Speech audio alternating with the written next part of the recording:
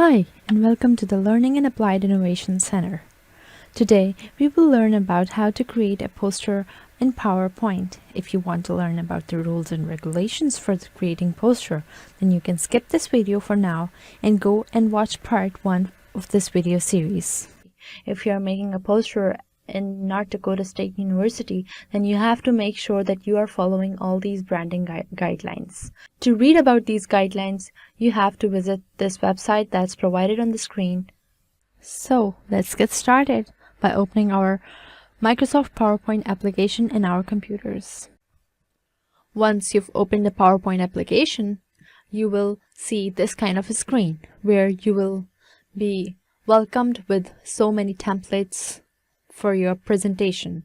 For now, we will select the blank presentation template. Once you've selected the blank presentation, this is how the screen is gonna look like. For creating a new poster, you have to first select the layout for your poster. So for that, we have to go to the Design tab on the top menu. There you can see that it has several options. So we are going to select the slide size option, and it will show the drop-down menu. From this menu, we will select the custom slide size. Now the customized slide size allows you to customize your slide. You can add whatever width you want to add, or height, whatever height you want to add, and select the number of slides from here. And you can also select the orientation of your slide if you want it portrait or landscape. After selecting all this, you just hit OK. Now that you have selected your layout, you can also select the options that are grids, guides, and rulers, so that you can position the shapes and objects more precisely. To enable these options, go to the View in the menu, and in the Show group, you can easily toggle on and off the ruler guidelines and guides. Now that you have toggled on all those options, you can see the straight rulers and lines, and now you know that you are gonna place all those items straight. You can also use shapes as guides. It will help you set the flow of the text and objects in your poster, and you can delete the shapes later if you only want to use them as placeholders. To draw shapes, click on the Insert tab, and in the Illustration group, click on the Shapes button.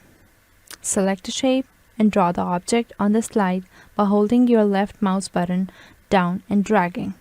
To access the Drawing Tools, click on the Object and the Drawing Tools tab. In the Shape Styles group, click Shapes Fill and select No Fill. Copy and paste your shapes as many times as necessary for your layout. Now that you've copied the shapes, you can now align them. Select all the shapes that you want to align by holding down the Shift key and clicking on the shape. And from the Drawing Tools ribbon, go to in the Arrange group, go to the Align option. Align it left, center, right, top, middle, bottom, or you can also distribute it horizontally, distribute it vertically. Now I have my shapes all aligned.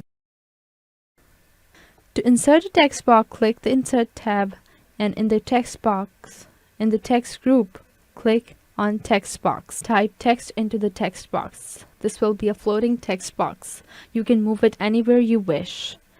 And you can also edit the text in the shape. But if you delete the shapes, your text will also be deleted.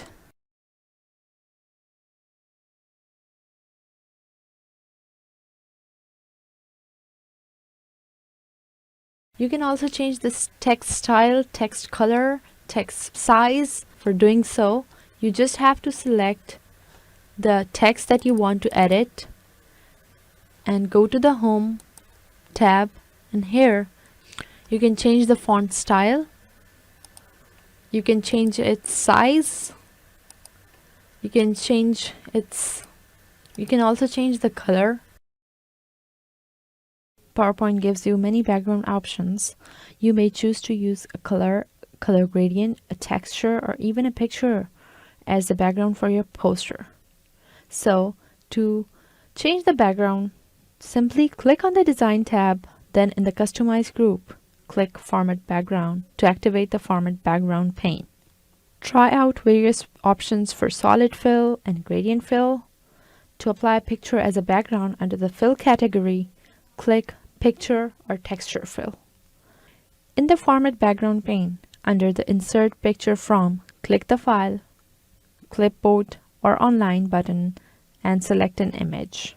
The picture that you've selected is now a background for your poster. Change the transparency of the picture by using the transparency slider. Click on the Picture button at the top of the Format Background dialog box to access options for modifying the picture. Here, you can work on the picture corrections and picture color. You can apply various color and artistic effects by opening the Effects options. Click the Effects button in the Format Background dialog box. For now, we can select the white background. To insert a picture, click the Insert tab and the Images and select an image from your computer or a clip art image. To resize an image, click on the image and use the corner handles to resize. You can also group and ungroup the items so that you can move them around as one element instead of moving them around individually. For doing so, select the items that you want to group by pressing on the Shift and the left mouse button. Right click on that item. There will be an option of group. Just group that item. Now, if you move this object around, it will move around as a group. To ungroup it, simply right click and go to the group and ungroup it. Now you can move them wherever you want to separately. If your picture is meant for screens, then make sure your picture quality is above 72 pixel per inches. And if it's for printing, then make sure it's more than 300 pixel per inches. If it's less than that, it would not be of high quality. To save the poster, you will go to the File and hit Export. And export is to PDF. Create a PDF. Give the name whatever you want to and just hit Publish. And there you have your poster in the PDF version. Now that you've converted this poster to PDF, you can now go to printing this poster. To print this poster, you can always go to the Design and Sign that is located at Memorial Union. And for more information, visit the link that's provided on the screen.